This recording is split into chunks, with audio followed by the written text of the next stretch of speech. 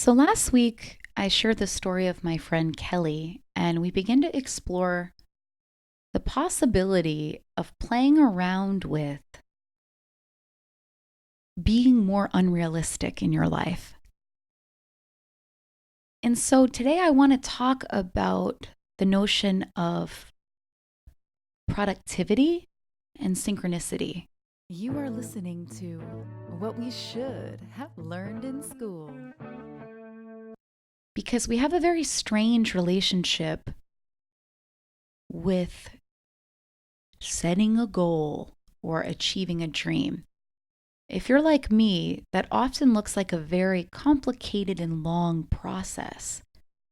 Yet, what if it's us that's innocently overcomplicating it? So, let me give an example. I'll use the example I always tend to use, and that is my musical aspirations. So, if you don't know, I've wanted to sing, be a professional singer since I was 5 years old. And I was really a go-getter when I was younger. I would perform for anybody that would listen. I used to chase my dad around the house with the camcorder and make these ridiculous music videos. And I researched, how do you send your demo tape? It was a cassette tape at that time. I might have lost some of the listeners that may not even know what a cassette tape really is, but I used to send those to record labels that accepted what's called unsolicited submissions, which means that they would accept packets from anyone. And I looked up my favorite group at the time, TLC's record label that was LaFace Records. And I was like, oh, yes, they accept unsolicited submissions. So you better believe that I sent many little cassette demo tapes of me and the countless girl groups I tried to form between the ages of 8 and 13. Unfortunately, none of my friends were really as passionate about the music as me. They just kind of, played along with me. But, there was something about that time period that was simple. And it was devoid of insecurity running the show or the what ifs running the show or this overly complicated step-by-step process of like, well, I've got to do this first because this mentor or guru says I've got to do this. Then I've got to get this done. And then I got this done. And then XXXYZ. So instead of believing that it takes so many steps and that maybe you need a certain amount of money in order to start, or you need to have a certain amount of time, or you need to be a certain body weight or a certain age, or it's too late, or you're too young, whatever it is for you, just leave all that for a second. Don't indulge with that right now when we're talking. Have you had any spontaneous ideas about how to take action towards your dreams that you have not done yet?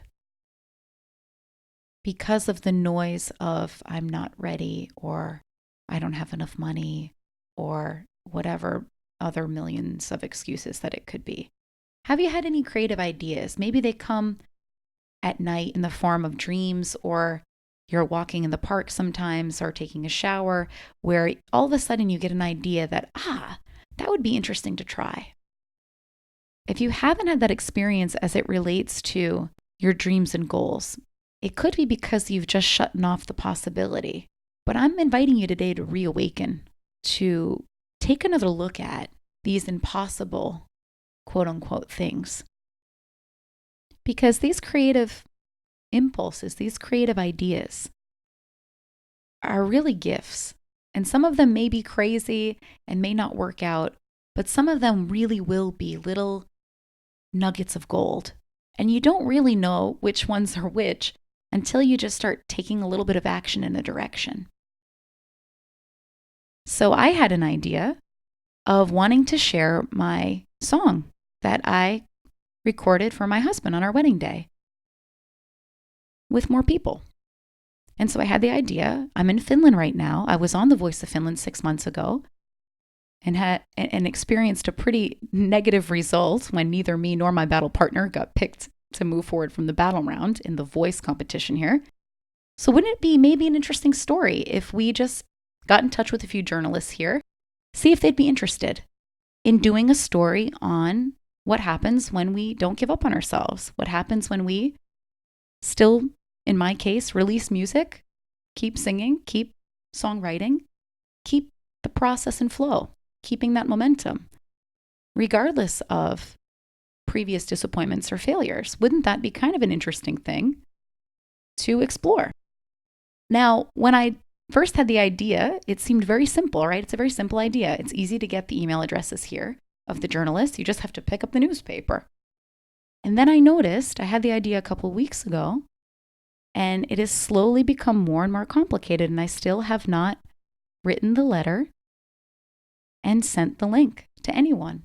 Because in my mind, the YouTube site had to be good, because what if someone picks up the story and it gets a lot of views and I want to make the best impression I can?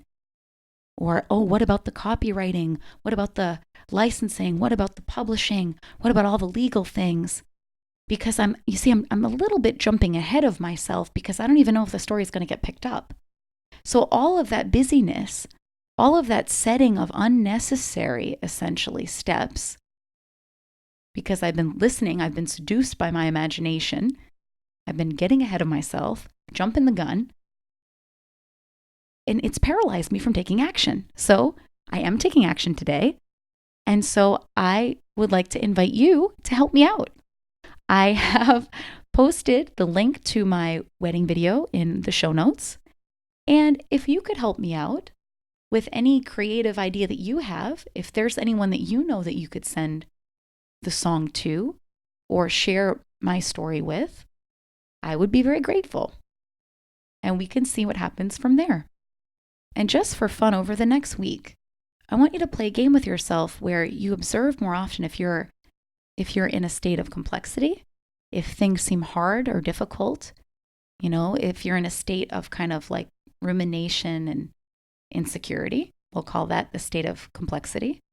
And when you're in states of flow, states of clarity, of simplicity, and see if there's anything that comes to mind, new or different, to try or do when you're in that state of simplicity.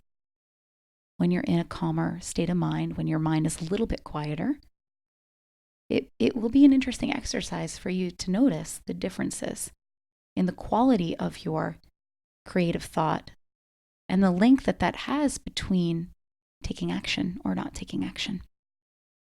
You've been listening to What We Should Have Learned in School. I'm your host, Amy Leo. I want to thank you for listening to the show. I've learned so much since I started this podcast show a little over 3 years ago now. I've been so grateful to speak with you, a few times a month and check in and explore how life works from a simple place together. So again, I would really appreciate if you took a look at that wedding video and shared it with anyone today that you thought could be inspired or touched today by seeing that video. I'll talk to you next week. But my heart, it went a while. I wasn't expecting